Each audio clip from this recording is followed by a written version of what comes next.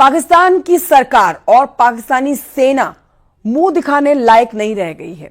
खुद पाकिस्तानी वायुसेना के पूर्व एयर मार्शल मसूद अख्तर ने पाकिस्तानी सेना की पोल पट्टी खोलकर रख दी है।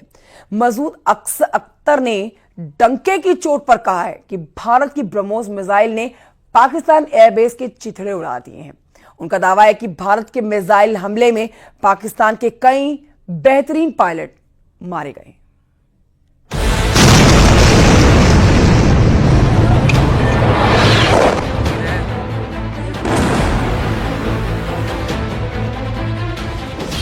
पूर्व एयर मार्शल मसूद अख्तर का बड़ा खुलासा।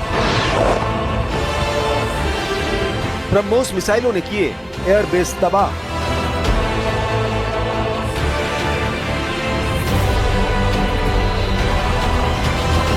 पहलगाम हमले का बदला भारत ने आतंकियों के खिलाफ शुरू किया था, लेकिन पाकिस्तान को लगता था कि उसके परमाणु बम और चीन एयर डिफेंस सिस्टम के खौफ से भारत कभी भी पाकिस्तानी एयरबेस पर हमला नहीं कर पाएगा।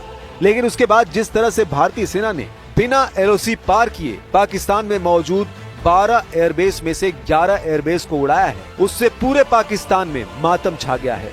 हैरानी की बात तो यह है कि पाकिस्तान भारत पर हमला करने से पहले परमाणु जंग की सीधी धमकी दे रहा था।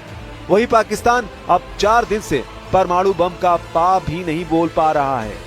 ऐसा लगता है कि भारतीय सेना के भीषण हवाई हमलों से पाकिस्तान के परमाणु बम पेंसिल बम बनकर रह गए हैं। हम आपको दिखाने जा रहे हैं कि 15 ब्रह्मोस सुपरसोनिक क्रूज मिसाइलों ने कैसे चीन और तुर्की के हथियारों को चकमा देते हुए पूरे पाकिस्तान में कोहराम मचाया है। हम आपको दिखाने जा रहे हैं कि 4 दिन में पाकिस्तान की हार अब खुद पाकिस्तान के टॉप अफसर क्यों मना रहे हैं। क्यों पाकिस्तान के पूर्व एयर मार्शल मसूद अख्तर ये कहने को मजबूर हुए हैं कि ब्रह्मोस मिसाइल ने पाकिस्तानी सेना को बचने तक का मौका नहीं दिया है। 15 ब्रह्मोस ने उड़ा दिए पाकिस्तान के 11 एयरबेस।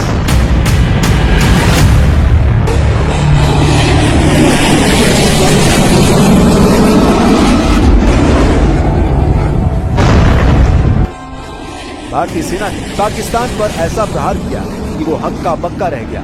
उसके सारे डिफेंस सिस्टम नाकाम हो गए। भारत की ब्रह्मोस मिसाइलों की तबाही वाले हमले पूरे पाकिस्तान के मुंह पर जोरदार तमाचा साबित हुआ है। पाकिस्तानी सेना के पास मौजूद चीनी एयर डिफेंस सिस्टम MQ-9 को हवा भी नहीं लगी कि भारत की ब्रह्मोस सुपरसोनिक क्रूज मिसाइलें कब आई और कब हमला कर दिया। उन्हें तो तब पता चला जब पाकिस्तान के 12 में से 11 एयरबेस ब्रह्मोस मिसाइल के हमले में तबाह हो गए। पाकिस्तान वायुसेना ने अपने HQ-9 air defence missile system लॉन्चरों और रडारों के पूरे सेट को विभिन्न स्थानों पर तैनात कर रखा था। जैसे ये सक्रिय हुए, भारतीय सेना को उनकी लोकेशन मिल गई। इसके बाद भारतीय वायुसेना ने पाकिस्तानी हवाई ठिकानों पर लंबी दूरी की मिसाइलों से हमला किया, जिसमें ब्रह्मोस और स्कैल्प मिसाइलें शामिल थी। हमले में करीब 15 ब्रह्मोस मिसाइलें और स्कैल्प, रैम्पेज और क्रिस्टल मेज मिसाइलें दागी गई। पाकिस्तानी एयरबेस पर हमलों का नतीजा ये रहा कि पाकिस्तानी वायुसेना को अपने विमानों को पीछे के विभिन्न ठिकानों पर भेजना पड़ा। ब्रह्मोस मिसाइलों को दागने से पहले इंडियन आर्म फोर्सेज पाकिस्तान को गच्चा देने के लिए डमी लड़ाकू विमान भेजे थे। ये विमान बगैर पायलट के थे और उन्हें इस तरह से भेजा गया था जिससे पाकिस्तान को लगा कि भारत के असली एयरक्राफ्ट हैं। जब डमी एयरक्राफ्ट ने पाकिस्तान के एयर डिफेंस को इंगेज किया, उसी वक्त भारत ने ब्रह्मोस सुपरसोनिक मिसाइल से पाकिस्तान के 11 एयरबेस को निशाना बनाकर हमला किया और तबाही मचा दी। ये पहली बार है कि ब्रह्मोस मिसाइल प्रणाली का उपयोग इस तरह के संघर्ष में किया गया है और इसने सुपरसोनिक क्रूज मिसाइल की अपार क्षमता को दिखा दिया। सूत्रों के मुताबिक पाकिस्तान के हवाई ठिकानों पर हमले इतने तेज थे कि पाकिस्तान सैन्य कार्रवाई को रोकने के लिए DGMO से तत्काल बातचीत का अनुरोध किया। भारत का यह हमला मिलिट्री हिस्ट्री में 2 परमाणु संपन्न देशों के बीच अब तक के सबसे साहसी और सामरिक रूप से महत्वाकांक्षी जवाबी हमलों में से एक के रूप में दर्ज हो गया है। 9 और 10 मई की मध्यरात्रि को भारतीय वायुसेना ने 12 पाकिस्तानी एयरबेस में से 11 पर हमला किया। इतना ही नहीं, चीन की मदद से पाकिस्तान को मिला एयर डिफेंस सिस्टम नाकाम हो गया। भारतीय वायुसेना के लिए सिर्फ 23 मिनट या काफी थे पाकिस्तान की सरजमी पर पल रहे आतंक के अजगर को कुचलने के लिए, और वह आपने करके दिखाया है।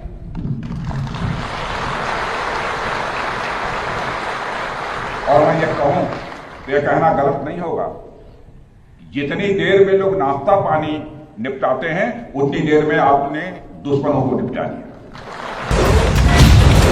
अब आप ये जान लीजिए कि भारत की सुपरसोनिक क्रूज मिसाइल ब्रह्मोस कितनी ताकतवर है और ये पाकिस्तानी सेना का काल क्यों कही जा रही है। ब्रह्मोस एक सुपरसोनिक क्रूज मिसाइल है जो ध्वनि की गति से 3 गुना तेज यानी मैक 3 की रफ्तार से उड़ती है। इसकी गति लगभग 2800 से 3000 किलोमीटर प्रति घंटा है। इसकी रेंज 290 किलोमीटर है, लेकिन अब इसके उन्नत वेरिएंट में 500 या 800 किलोमीटर तक के रेंज होने का दावा किया जा रहा है। ये 200 से 300 किलोग्राम उच्च विस्फोटक हथियार ढोने में भी सक्षम है। ये 15 किलोमीटर तक की ऊंचाई पर उड़ान भर सकता है और जमीन से 10 मीटर की ऊंचाई तक वार कर सकता है। इसे फायर एंड फॉरगेट सिद्धांत का पालन करने के लिए डिजाइन किया गया है।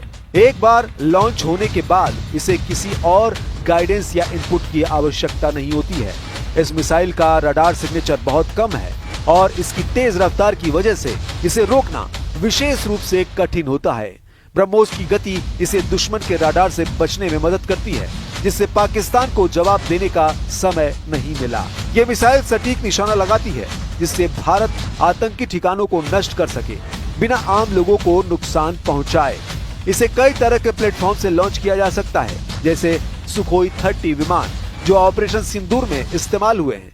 पहला 7 मई और दूसरा 10 मई को। दूसरे चरण में भारत ने लगभग 15 ब्रह्मोस मिसाइलें दागी, जिन्होंने पाकिस्तान के 11 एयरबेस पर प्रहार किया। इसमें रफीकी, मुरीद, नूर खान अटैक हुआ है नूर खान बेस पे, रहीम यार खान, सुक्कूर और चुनिया यानी कसूर शामिल थे। इसके अलावा बासरूर और सियालकोट में रडार को भी निशाना बनाया गया। पाकिस्तान की हार पर पूर्व एयर मार्शल मसूद अख्तर का खुलासा।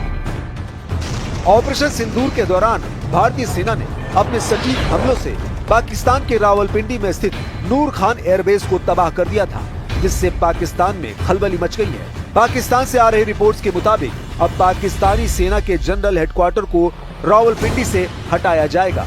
रिपोर्ट्स में कहा गया है कि पाकिस्तानी सेना के जनरल हेडक्वार्टर, जिसे GHQ कहा जाता है, उसे अब राजधानी इस्लामाबाद में ट्रांसफर किया जाएगा। पाक सेना का मुख्यालय फिलहाल रावलपिंडी के चकलाला में है और यहाँ से कुछ किलोमीटर दूर नूर खान एयरबेस है, जहाँ भारत ने खतरनाक मिसाइल हमला किया था। हम आपको पाकिस्तान के पूर्व एयर मार्शल मसूद अख्तर का वो दावा दिखाते हैं जिसमें वो कह रहा है कि भारत की मिसाइलों के सामने पाकिस्तानी एयरफोर्स बुरी तरह से हारी है। पाकिस्तान अपने जिस AWACS एयरक्राफ्ट पर गर्व किया करता है, उसे भारत ने हालिया सैन्य संघर्ष के दौरान नष्ट कर दिया था। पाकिस्तान के एक पूर्व वायुसेना प्रमुख ने बेशकीमती AWACS विमान को नष्ट किए जाने की बात स्वीकार की है। अवाक्स एक निगरानी विमान है जिसे आसमानी आंख कहा जाता है। पाकिस्तान के retired air marshal Masood Akhtar ने एक इंटरव्यू में कहा कि भारत ने 9 और 10 मई की रात को सैन्य अड्डों पर किए गए मिसाइल हमले के दौरान एक हवाई चेतावनी और नियंत्रण प्रणाली यानी AWACS विमान को तबाह कर दिया। मसूद अख्तर ने इंटरव्यू के दौरान कहा, भारतीय सेना ने एक के बाद एक 4 ब्रह्मोस मिसाइल दागी। मेरी कुछ लोगों से बात हुई, उन्होंने बताया कि उस भोलारी एयरबेस के ऊपर उन्होंने 4 मिसाइलें दागी। पाकिस्तानी पायलट जहाजों को बचाने के लिए भागे, लेकिन मिसाइल आते जा रहे थे। दुर्भाग्य से चौथी मिसाइल भोलारी एयरबेस में हैंगर में आकर लगी, जहां हमारा AWACS खड़ा था, जो डैमेज हो गया और कई पायलट मारे गए। उस बेस के ऊपर 4 surface to surface BrahMos missile आए, सरफेस टू सरफेस या एयर टू सरफेस, ये मुझे नहीं पता। तो पायलट्स जो हैं वो पहले दौड़े कि वो अपने जहाजों को सिक्योर करें। अच्छा। और जैसे पहला आया वो जूम करके ऊपर से दूसरा आया, फिर तीसरा आया, फिर चौथा आया, जो कि अनफॉर्चुनेटली भोलारी में डायरेक्टली आके एक हैंगर पे लगा, जहां पे एक हमारा एवैक्स खड़ा था, जो डैमेज हुआ, जहां पे शहादतें भी हुई। हैरानी की बात तो यह है कि पाकिस्तानी सेना के चीफ जनरल आसिम मुनीर और पाकिस्तान के प्रधानमंत्री शाहबाज शरीफ भी पाकिस्तान की जीत के झूठे दावे कर रहे हैं, लेकिन अब दुनिया भर की मीडिया और खुद पाकिस्तान की मीडिया दावा कर रही है कि पाकिस्तान की एयरफोर्स भारतीय एयरफोर्स से बुरी तरह से जंग हारी है। जरा इस ब्रिटिश मीडिया के टेलीग्राफ की खबर को देखिए, जो पूरी तरह से झूठी है। पाकिस्तानी पत्रकारों ने एआई से पाकिस्तानी वायुसेना की फेक जीत की खबर बनाई है, जिसे अब पकड़ा गया है। हैरानी की बात तो यह है कि ये खबर ब्रिटिश मीडिया के टेलीग्राफ अखबार में कभी छापी ही नहीं गई थी, लेकिन उसके बावजूद पाकिस्तान के विदेश मंत्री इशाक डार इसी झूठी खबर को लेकर पाकिस्तानी संसद में बेशर्मों की तरह पाकिस्तान की जीत के दावे कर रहे थे। 6 जेट फाइटर्स इंडिया के गिराए गए, एक यूएवी गिराया गया, वो उनको ऑब्वियसली हजम नहीं हुआ। उसके बाद डिप्लोमेटिक, और ये मैं नहीं कह रहा, ये टेलीग्राफ क्या लिखता है, Pakistan air force is undisputed king of the skies. अल्हम्दुलिल्लाह। अब ऐसे हालात में आप अंदाजा लगा सकते हैं कि पाकिस्तान कैसे अपनी करारी हार को पाकिस्तान में ही छिपाने के लिए मजबूर हो रहा है।